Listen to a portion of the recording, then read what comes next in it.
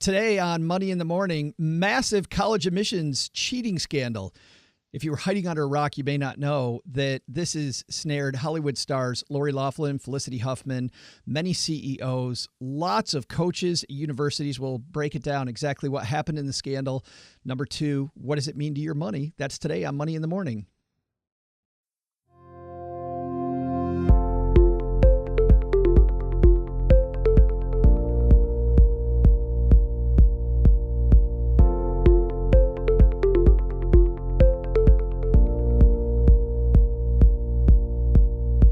Hey, everybody. Welcome to Money in the Morning, the show where usually we go over not one, but two headlines ripped from the financial press. Today, though, we are focusing on a single story. We're going to talk about the college admissions cheating scandal. We'll talk about saving for college. We'll talk about the college student loan crisis in general. And we'll talk about making sure you get into the college of your choice. I'm Joe Saul-Sehy from Stacky Benjamins. And welcome to the show. Man, do we have an action-packed lineup today and 30 minutes to get to all of it. So I think without further ado, Lori, you want to kick this thing off? Good morning. You supply the coffee. We'll bring the headlines. Here they come. And our big headline today comes to us from ABC News. This is written by Aaron Cattersley, Bill Hutchinson, and Mike Levine. Massive college admissions cheating scandal snares Hollywood stars Lori Loughlin, Felicity Huffman, among others. Hollywood actress Felicity Huffman and Lori Loughlin and a slew of chief executives are among 50 wealthy people charged in the latest college cheating scam ever prosecuted by the U.S. Department of Justice, federal officials said Tuesday. Those indicted in the investigation, dubbed Operation Varsity Blues. I still love that name. We had somebody, a friend of the show, who said, I wish I got to name the special operations. Like, wouldn't that be fun to put the name on these things? Allegedly paid bribes of up to $6.5 million to get their children into elite colleges, including Yale, Stanford, Georgetown, and the University of Southern California, federal prosecutors said. This case is about the widening corruption of elite college admissions through the steady application of wealth combined with fraud, Andrew Lelling, the U.S. Attorney for the District of Massachusetts, said at a news conference. There can be no separate college admission system for the wealthy, and I'll add there will not be a separate criminal justice system either, Lelling said. Senator Elizabeth Warren from Massachusetts, presidential candidate and former school teacher, expressed outrage over the scandal in an interview Tuesday with the ABC News.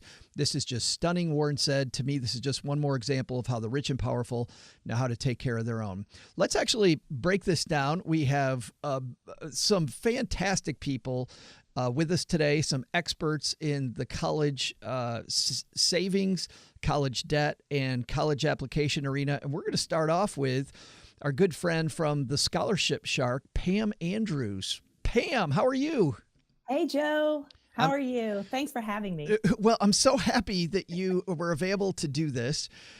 Break this. How did this? I mean, everybody's heard about the scandal, I think, but a lot of us don't know exactly how the scandal actually took place. Can you break down for us exactly what happened?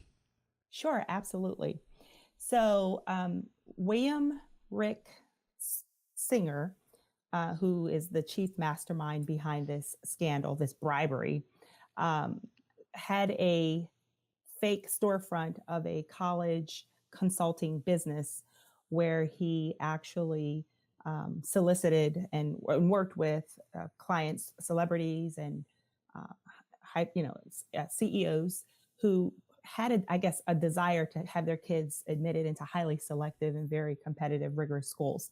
So what he did, he masterminded this big scheme, which involved two entryways into receiving acceptances into these colleges. So one was and they're both fake credentials. So either fake student athlete credentials or fake SAT, ACT scores.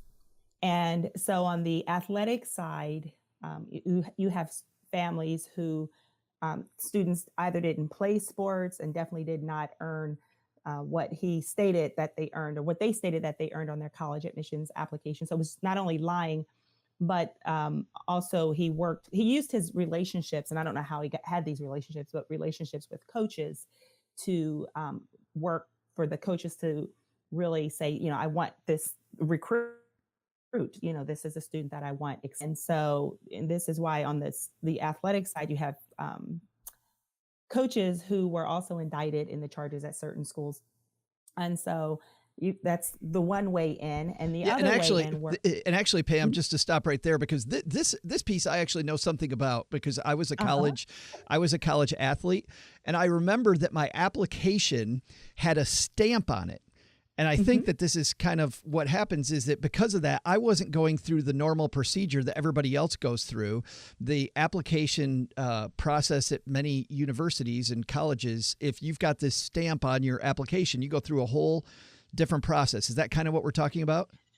Right. So so there are many divisions, Division I, Division II under the NCAA. So these are Division I colleges that he worked with their athletic departments.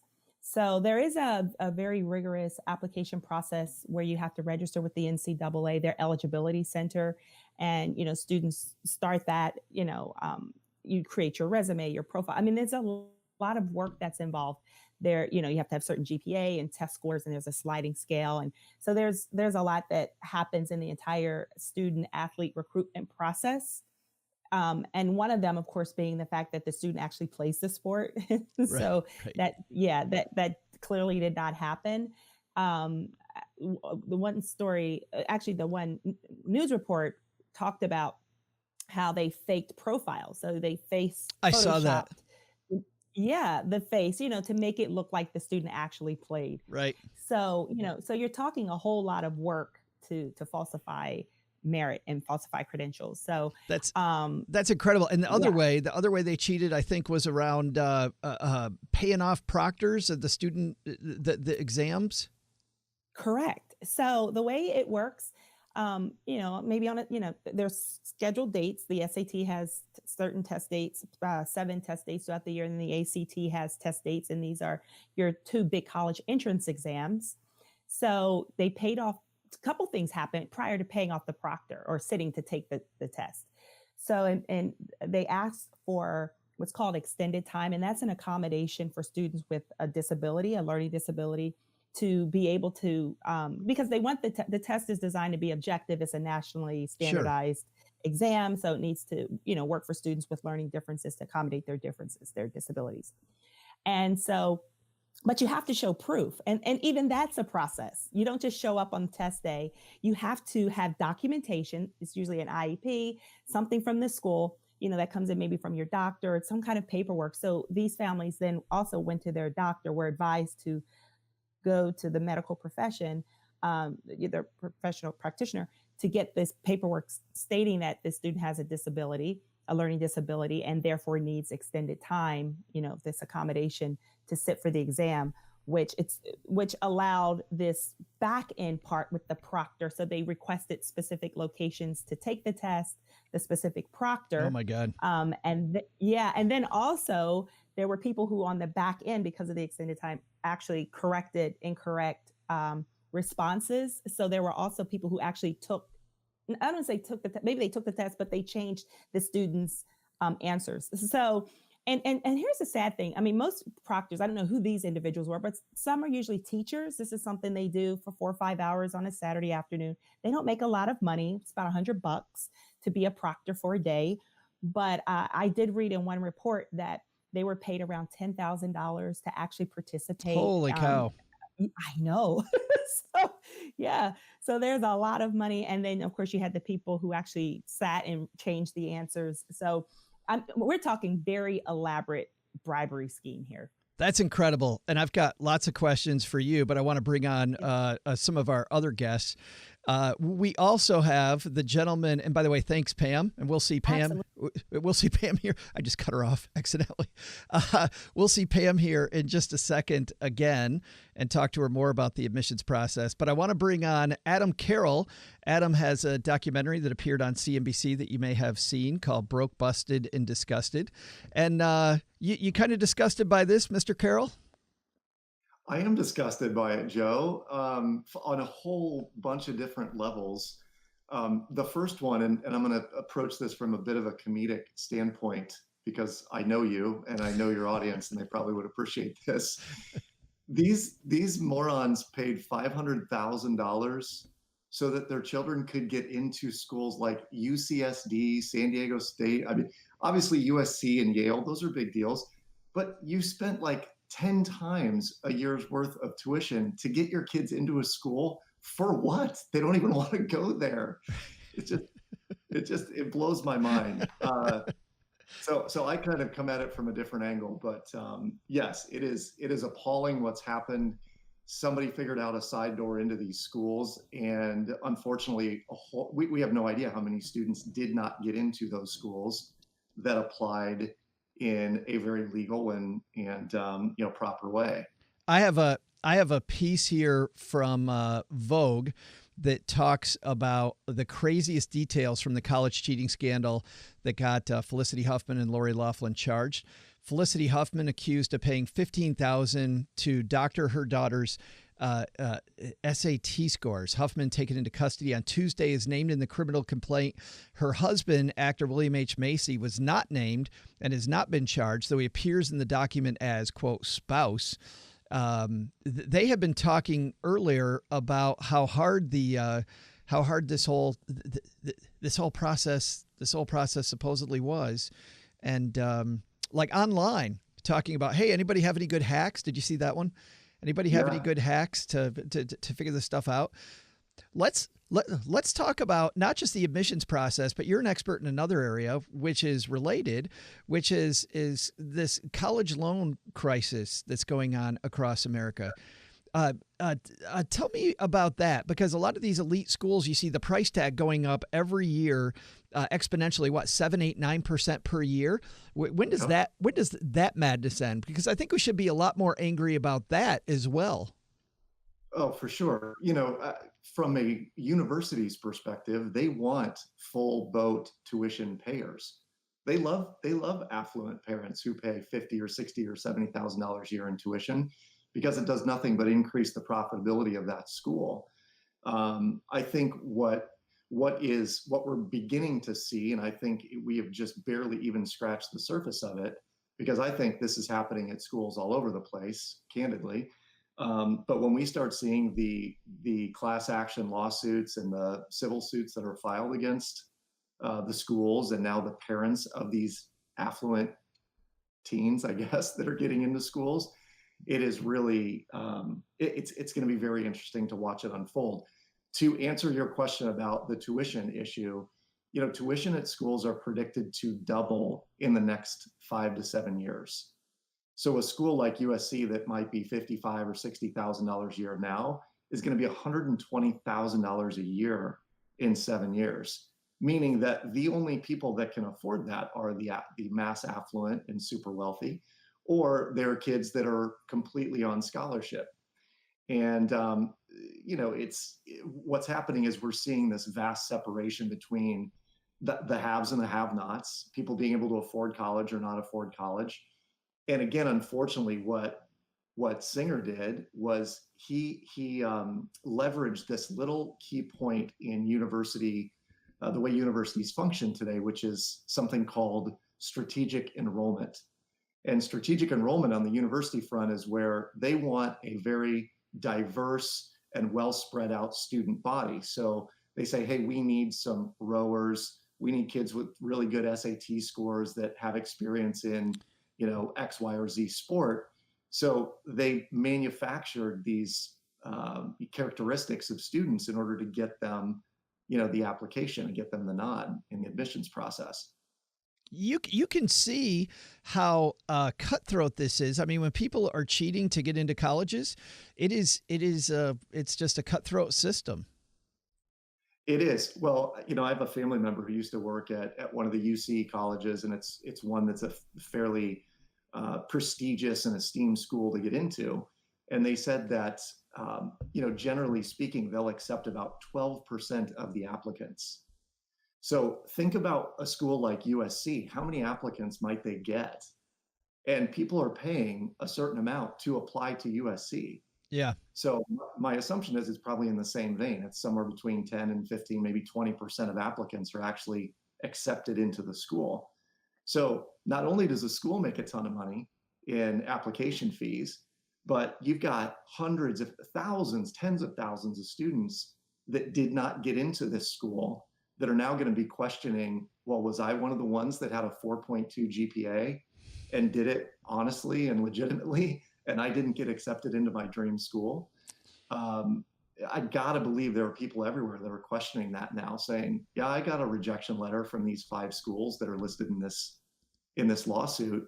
I want to get on this class action deal." Well, and it's not only just class action lawsuits. I have a I'm not going to find that particular piece. I've got 47 tabs open to cover this from every angle. But not only are there class action lawsuits, people are filing individual lawsuits. I know there was a mother filing a lawsuit on behalf of her son for over $1 billion, I think was the number. It was $500 billion. Yeah, because if you're gonna sue Adam, why wouldn't you sue for $500 billion? Right. I mean, look who she's going up against. These are the wealthiest CEOs. Now, I found one that I thought was interesting, Joe. Phil Mickelson tweeted this morning. He said, "Our family, along with thousands of others, use Rick Singer's company to guide us through the college admissions process. We are shocked by the revelations of these events. Obviously, we were not part of this fraud. Our kids would disown us if we ever tried to interfere." That's So my question is, did he not know? Was there something going on for Phil Mickelson's family? How much did they pay this guy to guide them through the admissions process?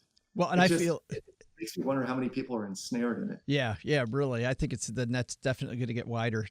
Let's bring on our, you talked about how expensive this is and how college costs are going to double. Adam, we're going to bring you back on in a second, but I want to talk to our college savings expert who is nice enough to join us today. All right. Abby has a delay with us. So Pam, I want to ask you a question.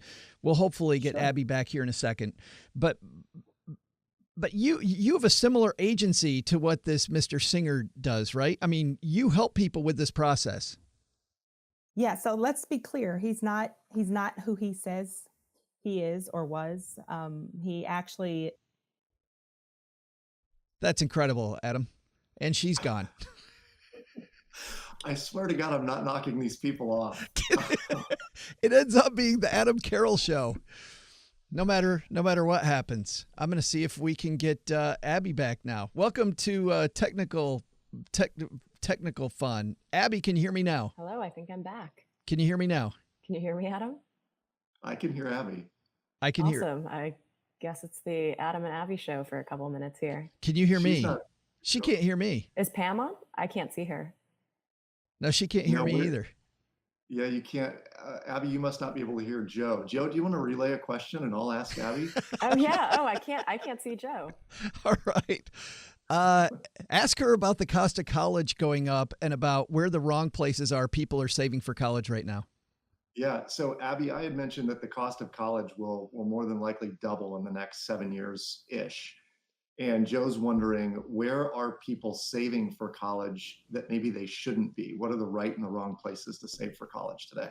Yeah, absolutely. So I would say the first thing is that saving for college at all is a fantastic first step. So today, 92% of parents say that they want to save for college, but only about half of them are actively saving today. So I would say even if you never are sure what vehicle to use or how to save, just start saving something somewhere and get started. That's the number one message. But then the second thing that I would say is that oftentimes when folks are saving for college, because the world of college savings can be very confusing and convoluted, they end up just using a checking or savings account. And that's actually the most common vehicle, but that's leaving a lot on the table because there are these great tax advantage tools like the 529 college savings plan that allows you to actually get the growth of the market plus tax benefits of tax-free growth. And that's going to help your money continue to grow over time. And it's just going to be so much more advantageous than parking that money in a savings account that might be earning, 1% interest or something per year. Adam, ask her ask her about, as our interpreter here. I hope Joe's saying something. Ask her about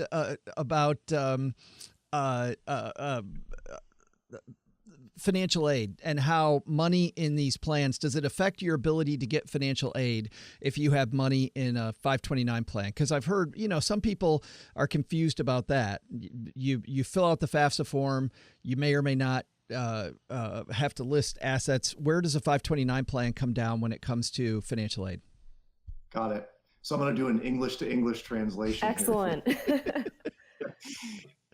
Abby, so when money is put in a 529 plan, how does that impact financial aid? Does that show up as an asset under the student, under the parent? How does that calculate into that?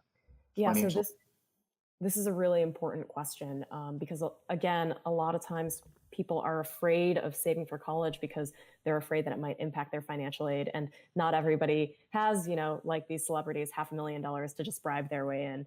So if you're not one of those folks, you're probably worried about this question. And a 529 actually is considered a parent asset, which is the most advantageous way to save for college. A lot of times people will consider, putting money into a savings account in the kid's name, for example. But that can be a really bad move because it can affect your financial aid calculation by up to 20% of that value.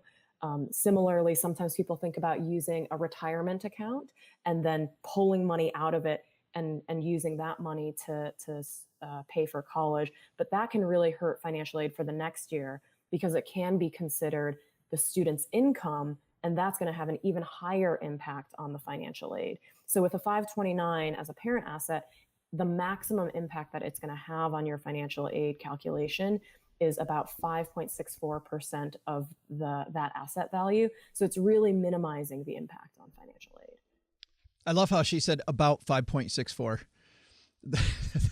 It was very randomly specific. Right. Yes, exactly. Yeah.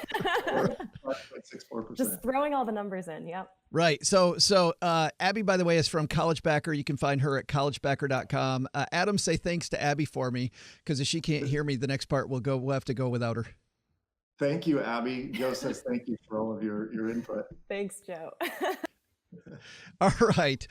Pam, I'm glad we got you back. I have no idea. Adam, I think, kicked you off there, trying to put himself in the middle of the show. But you were telling us that what you do and what Mr. Singer does in this case, supposedly the same thing, but there's a ton of differences. Right. So he's not a legitimate consultant. I mean, that's the bottom line. One of our professional organizations, I can't remember which one, actually came out with a statement saying that they didn't find him, he was never a registered member in the group. He's not in the database, never joined any of that. So he just basically ran a scam and preyed on, I guess, families' desire to get their kids into highly selective colleges, and you talk about to his advantage. Yeah, you talk about a group, Pam. Is there a question we should ask there if we're going to hire someone like you? Like, we ask if a financial planner is a fiduciary. Is there something we should ask people that are doing what you do to help people get into colleges? Yeah, absolutely. So I would definitely ask about, your background, your experience in working with families. If you're a member of the professional organizations, NACAC, HECA, how many campuses are you visiting? We need to visit, or it's, in order to maintain it, so many college campuses a year. That way we understand what's a good fit for our student. And we're not just looking at few very selective schools, but we're thinking, okay, I'll work with this student and this is a great fit. There's professional conferences. We have one coming up in the next few months. So, there's a lot of work that we do on the back end for families that I think families who work with us know that we do. But maybe somebody who has never worked with an independent educational consultant may be unaware of what we do to do our jobs and to do it well and to do it with integrity. So I have a piece here, guys, from The Guardian, which the piece is written by Richard Reeves, and said, it's not just corruption. Entrance into elite U.S. colleges is rigged in every way. And I want to go down to the middle of the piece, which is his editorial, and get your opinion on this. He says, here's the thing. The whole system is rigged in favor of more affluent parents. It is true that the conversion of wealth into a desirable college seat was especially egregious in this case, to the extent that it was actually illegal. But there are countless ways students are robbed of a fair shot if they're not lucky enough to be born to well-resourced, well-connected parents. Adam, we'll start with you. Do you think that's a true statement? Is the college system rigged toward more wealthy people? I think it would probably be a stretch, and I don't know that I would support the statement that all of them are rigged that way, though I think the system in general, because of the way that college is funded and the way college costs have increased, that they do favor wealthy families. I mean, the more you can pay for tuition, the more profitable it is for the university. And I was talking to a university president not too long ago who said, you cannot imagine how expensive it is to provide data streaming for 40,000 students who all want to be on Netflix at the same time. And when you think about those kind of expenses, yeah, it continually goes up. Similarly, the university system has set up a lot of pension plans for professors and for staff and folks that work at the university. That becomes a very expensive proposition. It's the reason that corporations, by and large, have gone away from defined benefit plans to defined contribution plans. But many universities still have a defined benefit plan. Well, that's an added expense that they just keep layering on, and it gets more and more expensive year after year. So yes, I believe that many, many universities tend toward the affluent families and allow their students in because they're going to get a full boat tuition for that student, instead of a decreased tuition based on grants and scholarship and that kind of thing. I think, Pam, though, even when it comes to getting ready for college, that the amount of the resources that an affluent family may have to get ready for college, I think might be rigged too. How do you feel about that? Yeah, I mean, I wouldn't necessarily say rigged. They are definitely more heavily resourced and can pay for private tutors, to help boost the scores for test prep, can have pre-college experiences, which are not, many of the pre-colleges that, students can attend are very expensive, thousands of dollars for a few weeks in the summer. So they have opportunities to take advantage of activities and extracurriculars and things that can boost their chances, because it makes them a more favorable candidate, and it can give, I don't want to say necessarily an unfair advantage, but when you have money, you're able to do things that when you don't have money can do, if that makes sense. Sure. Yeah. Let's I'm out of time, but I want to get kind of the big picture here, and really what we call the big idea. And by the way, before we do that, I am so happy that this episode is sponsored by Emperor Investments. Investing in individual stocks to meet your goal. Emperor Investments is automated investing refined. Emperor offers 100% equity portfolios designed to earn dividends while you enjoy your life. For 6 months, 100% free. Use this link, emperorinvest.com/MITM for Money in the Morning. And by the way, we had Brenna Casserly, the CEO and co-founder of Emperor Investments, on this same channel where we record this show live. We actually did it without significant technical issues, which is amazing, because this is our second time trying to do this, and we just barely are making it through it. But if you head to our Facebook page, facebook.com/iStackBenjamins, and scroll down, you'll see not only Brenna, but also Eddie, their portfolio manager. I would say Eddie's last name, but I'm going to slaughter it, so I won't do that. But Brenna and Eddie talking about how they put portfolios together, and also answering people's questions about portfolios. So for more on Emperor Investments, emperorinvests.com MITM and 6 months free. So thanks to Emperor Investments. So guys, big idea here, big takeaway. You know, I mean, I think it's fun to eat popcorn and watch rich people get in trouble, but there's got to be something more impactful that for us. Pam, we'll go ladies first here. What's the big takeaway? Yeah, I think the big takeaway is at the end of the day, so we need to pull it in as parents. I working in the industry, so I'm a parent and then I'm on the professional side. There just feels like this mad rush overall with families to get their kids in and to apply early, and only this school and these top name brand, I mean, you've got several thousands of 4-year, a little over 2,000 4-year public and private institutions, and a little less than 5,000, around 5,000 2- and 4-year public and private. There's a good fit for your kid. And so it's important to think a little bit bigger than just the ones that you hear about in the rankings. Maybe the ones that you watch on television, on ESPN in terms of sports. So I think on that side, let's kind of not put that kind of pressure on our kids, because it sounds like it was parent driven, but we'll have to see how it all plays out. And then also, in terms of parenting, kind of curb some of the expectations. When I look at this whole, this class action suit, who's raising these kids? I mean, I tell my kids, you get what you get, you don't throw a fit. It's at the end of the day, you're not entitled just because you have, stellar grades, over the top credentials, extracurriculars, leadership, community service, whatever, and perfect SAT scores. That doesn't guarantee anything. And so for you to think that you're entitled to that, I think there's a larger issue here than just it manifests right now because this is the stage that they're in because they're young adults. Sure. But we'll see it later on, and we've probably seen it with some of the whole trophy kid stuff, just for showing up to participate in a sport or an activity. So it's for me a bigger picture. But overall, in terms of college, there's a good fit for your kid, where they're going to thrive. They're going to feel good about being there. They're going to learn and grow. And I think it's important to find that and not just focus on name brand. I love that takeaway.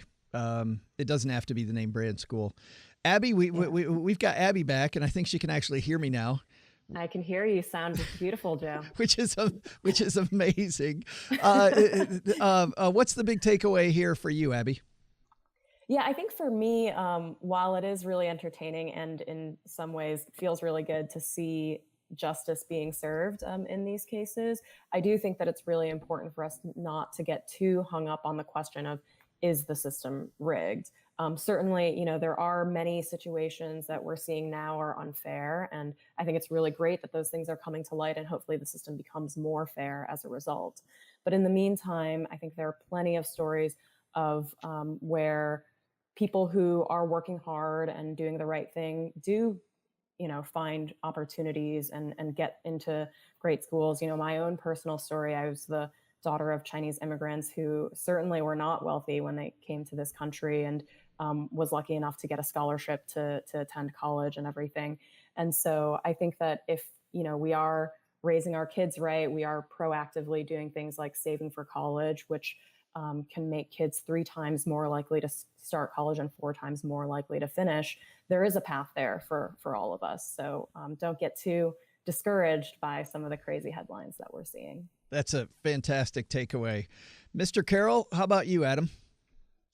Well, I'd just like to be the first to start the rumor that that Rick Singer, I heard, graduated from Trump University. Please don't. Oh, send your hate mail to Adam at masteryofmoney.com. Say that again, Joe. I said, send your hate mail to Adam at masteryofmoney.com, or yeah. So secondly, I will say this, and I have two points to make. Number one, I read recently that the average college graduate today will have 5 careers in their lifetime, not 5 jobs, 5 careers. So to think that you have to get your kid into this particular school so they can go do this particular thing, the news flash is they will not be doing that thing in 5 to 7 years. They will be doing something completely different. Secondly, I think that parents out there who are so intent on getting their kids into a school need to realize that college is an investment and there must be a return on the investment. So that's why I laugh so much at these multimillionaire CEOs and actors and actresses. They've invested $600,000-$700,000 in some cases, so their kid can get a piece of paper that shows completion bias. You're like, they can complete something, great, but that seems like a ridiculous investment to me. And so families out there know that the state schools and the community colleges are a great investment. If you don't have the money, they still have fantastic educators at those institutions, and your kid can still go on to do great things without dropping six-figure sums trying to get them into those prestigious schools. And love that takeaway also. My particular takeaway was I'm going to echo a guest we had on the show about 18 months ago who said that, this does prove again that the system may not be fair. And by the way, on that note, Dylan, who's with us here live on Facebook, said that Joe Montana also, Adam brought up Phil Mickelson earlier. Joe Montana tied to hiring Singer's Company. So more people coming out all the time. But the system may not be fair, but that's not a reason to not fight. I think some people get so wrapped up in anger and frustration and wanting to blame other people that none of that gets you ahead. Realize that it may not be a level playing field and go forward anyway. And realize that just means you're going to have to work that much harder, and it's going to be that more thrilling of a win when you do win. It makes it that much sweeter. So I love all those takeaways. Let's talk about what you guys do, because you guys all do important work in your communities. And Pam, thanks for joining us. Tell everybody what's going on at the Scholarship Shark. Yeah, so I'm the CEO of the Scholarship Shark. I'm a college admissions consultant, and I work with high school students with the entire college admissions application process, ideally starting in the 10th grade so that they can build legitimate experiences that are meaningful, not just to pad a resume, but, discover who they are and what's the ideal learn. And then a 4th grade year with all the application process, essays and pulling it all together. I'm the host podcast, and you can find me at www.thescholarshipshark.com. Awesome. And you know what? We missed the name of the podcast. Your internet got wonky for a second. It's the Scholarship Shark podcast, I'm sorry. Right? Yes, the Scholarship Shark podcast. Yes. Correct. Awesome. Adam, Mastery of Money, lots of good stuff going on there. Tell me what you've got cooking. Yeah, we are an event and media company in the personal finance space. So we're putting out great content in the way of YouTube videos and books and curriculum to schools.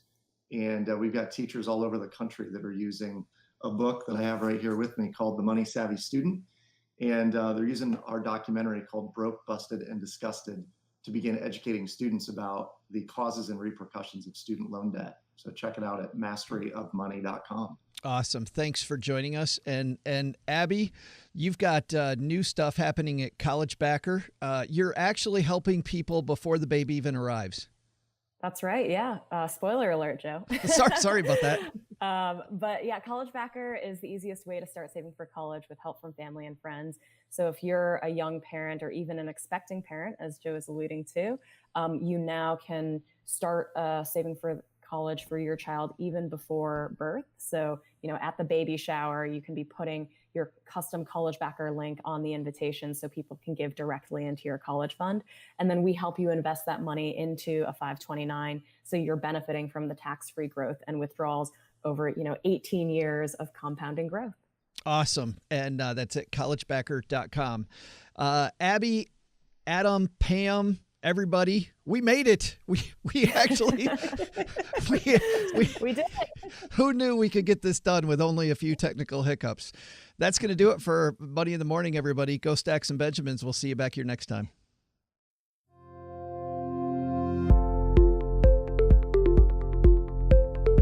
This show is created by Joe Saul-Sehy, hosted and produced by Bobby Rebell and Joe Saul-Sehy, is engineered by Caden Thompson, and all put together by a pack of well-trained ferrets down here in Joe's mom's basement.